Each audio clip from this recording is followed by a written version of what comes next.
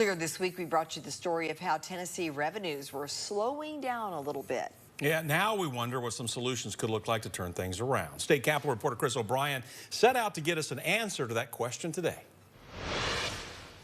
With state revenues coming up short the last few months, it could be new landscape for many lawmakers, particularly in the House since they only have 2-year terms and see decent turnover. They're not used to seeing a budget which has reductions in it. Hickson Republican Senator Bo Watson chairs up the Finance Ways and Means Committee.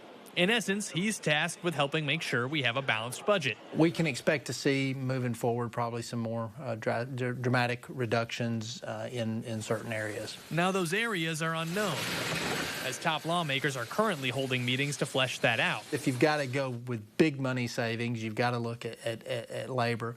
But I tend to look at programs that are underperforming or not performing well.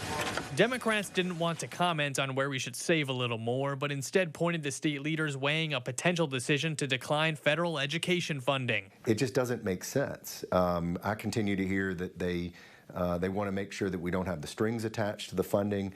And when I've asked what those strings are, I've got nothing but crickets. Now, Watson wanted to be clear. He doesn't think we're in a spot to start slashing labor costs, at least not yet. I'm not saying that that's where we are, but your question was, where do you have to look? And that's one spot that everyone has to look at. Instead of seeing huge cuts, you may see a reluctance to start new programs. This is one of the things that newer members have to learn and adjust to, is when we bring new legislative ideas that cost money, a lot of times the cost is associated with increasing labor costs. The governor's proposed budget will likely come out later in November or December.